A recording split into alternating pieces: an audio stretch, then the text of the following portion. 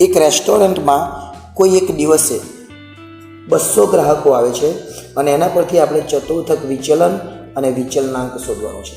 દાખલો ખૂબ જ અગત્યનો છે, કારણ કે આવા દાખલા ઘણીવાર પરીક્ષામાં પૂછાય છે. સૌપ્રથમ શું કરીશું આપણે? તો સૌપ્રથમ તો આ જે આવૃત્તિ વિતરણ છે એને વ્યવસ્થિત ગોઠવીશું. એટલે પહેલાં લખીશું અહીંયા વર્ગ અને બાજુમાં લખીશું આવૃત્તિ. વર્ગ એટલે આજે આપેલા છે તે 0 થી 50, પછી 50 થી 100, પછી 100 થી 150, પછી 150 થી 200, ત્યાર પછી 200 થી 250. આ વર્ગને આપણે ગોઠવી દીધા. હવે આવૃત્તિ એટલે કે 25, પછી 40, આવૃત્તિ એટલે F કહેવાય. ત્યાર પછી 80 છે, ત્યાર પછી 30 છે અને ત્યાર પછી 25 છે. હવે કોઈ પણ પ્રકારનો દાખલો પૂછાય એટલે અગાઉ આપણે શીખ્યા એ પ્રમાણે એમાં પણ CF જ શોધવાનું. CF એટલે સંચયી આવૃત્તિ. તો પહેલાં 25 આવશે, 25માં 40 ઉમેરીએ તો કેટલા આવશે? 65. હવે 65માં 80 ઉમેરો, બહુ વિશ્વાસ નહીં રાખવાનો, મગજ પર કેલ્ક્યુલેટરનો ઉપયોગ કરી દેવાનો, એટલે 145 થાય. 145માં 30 ઉમેરીએ એટલે 175 થાય અને 175માં 25 ઉમેરીએ એટલે 200 થાય. એનો મતલબ કે n બરાબર કેટલા છે? 200 છે. હવે પહેલાં આપણે જ્યારે દાખલો કરીએ તો આમાં વર્ગ શોધવો પડે. વર્ગ એટલે કે Q1 વર્ગ. હવે જ્યારે આ પ્રકારનો દાખલો પૂછીએ ત્યારે આપણે nના છેદમાં ફક્ત 4મું અવલોકન લખીશું. આપણે શું લખવાનું છે? +1 નથી કરવાનું. +1 પેલી બે રીતમાં કરવાનું. પેલી બે રીતમાં શું હતું? આવું હતું, n+1 છેદમાં 4 આવતો હતો. એટલે આ 1 જે છે એ આવી વર્ગવાળી રીત આવે ત્યારે 1 લેવાનો નથી, કેમ કે L જ્યારે આવે ને એ L વાળું સૂત્ર છે જ્યારે આપણે મધ્યસ્થ શોધેલો એ. અને અગાઉનું જે ત્રીજું ચેપ્ટર હતું એમાં n કેટલા છે? તો n તમે જોઈ શકો અહીંયા 200 છે, એટલે આપણે લખીશું 200/4.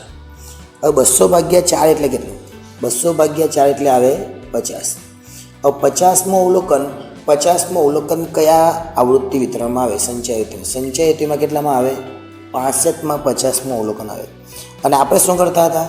એની જે ઉપર હોય એને કહેવાય CF, એટલે લખીશું CF બરાબર 25. અને જે સામે હોય એટલે કે 40 એને F કહેવાય, એટલે F બરાબર 40.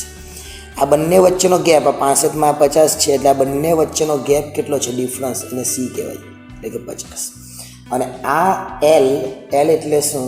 તો L એટલે અધસીમા અને ઉર્ધ્વસીમા, એટલે કે આ બંને આંકડાનો સરવાળો કરવાનો.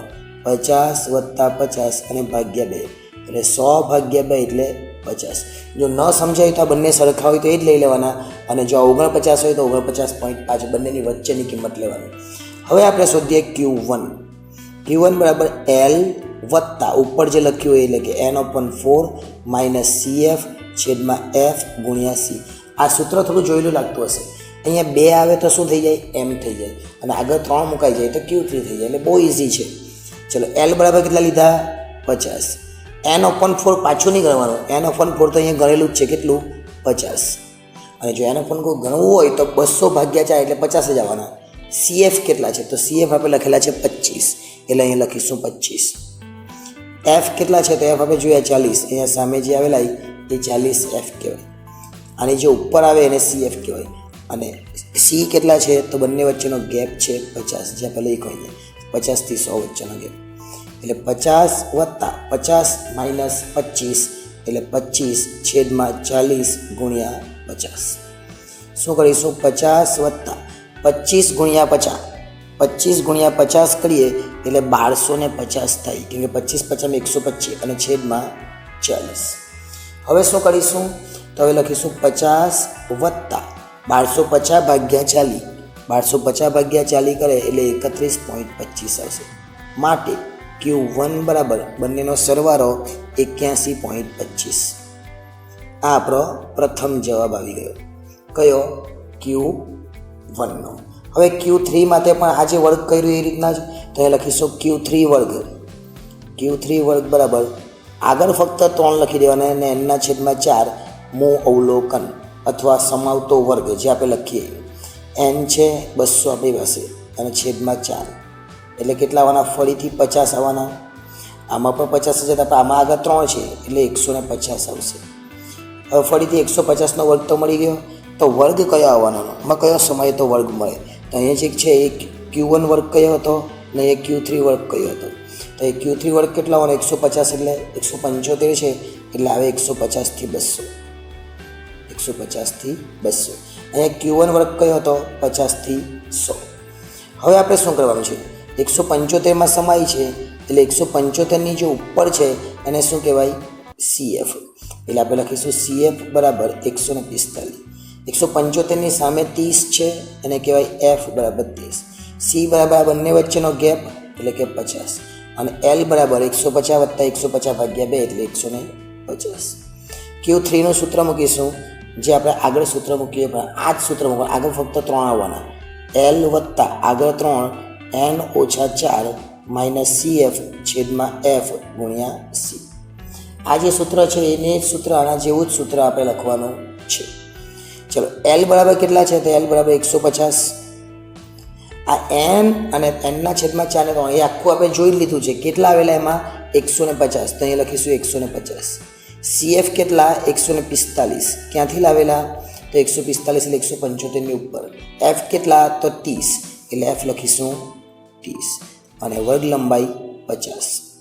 તો 150 વત્તા 150માંથી 45 જાય તો કેટલા જવાબ આવશે 5 છેદમાં 30 ગુણ્યા 50. હવે 150 વત્તા 5 50 એટલે 250ના છેદમાં 30. 150 વત્તા 250ના છેદમાં 30 એટલે 8.33. એટલે આપણને જે જવાબ જોઈતો હતો એ મળી ગયો કેટલો 158.33.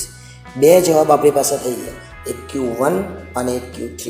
એટલે આપણે ચતુર્થક વિચલન સરળતાથી શોધી શકીએ કે QD Q3 માઇનસ Q1 છેદમાં 2.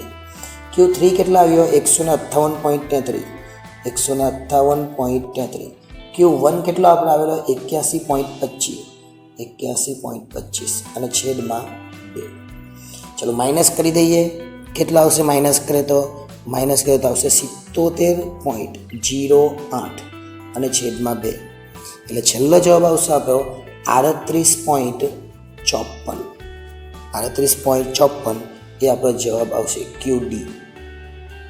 પરંતુ આપણને તો ચતુર્થક વિચલન તો પૂછેલું છે એટલે ચતુર્થક વિચલન ફરીથી શોધીશું. ચતુર્થક વિચલનાંક પેલું વિચલન હતું ને આ વિચલનાંક છે. આ જ સૂત્ર ફરીથી લખીશું Q3 માઇનસ Q1 અને છેદમાં Q3 પ્લસ Q1. આવું કેવી રીતના આવ્યું તો જો તમે જ્યારે વિસ્તાર હતું ત્યારે શું હતા XH માઇનસ XL અને છેદમાં XH પ્લસ XL થતા. એકવાર ઉપર માઇનસ ને નીચે પ્લસ. એક્ઝેક્ટ આ સૂત્ર પર આવું જ છે. Q3 માઇનસ Q1 છેદમાં 2 અને આખાના છેદમાં Q3 વત્તા Q1 છેદમાં 2. આ બે નીકળી જાય એટલે કેટલા વધ્યા Q3 માઇનસ Q1 અને Q3 પ્લસ Q1. એ રીતે આ સૂત્ર બનેલું છે. તો ફરીથી આપણે લખીએ Q3 કેટલા છે 158.33. આ ઉપર જે છે તે જ ઓછા 81.25. એ જ બે વસ્તુ વચ્ચે શું લખીશું પ્લસ. એ લખીશું પ્લસ. ઉપર આપણો જવાબ આવેલો જ છે કેટલો 77.08. માઇનસ કર્યું એટલે તો પ્લસ કરે તો કેટલા આવે પ્લસ કરતા આવશે 239.58 અને છેલ્લો જવાબ આપણો આવશે 0.32. એટલે આ આપણો જવાબ છે ચતુર્થક વિચલનાંકનો. અને આ જે QD છે એ ચતુર્થક વિચલન. આપણને બે જ વસ્તુ પૂછેલું ચતુર્થક વિચલન અને ચતુર્થક વિચલન. તો એ વિડીયો ગમ્યો હોય તો લાઈક કરજો, ચેનલને સબસ્ક્રાઈબ કરજો. આભાર.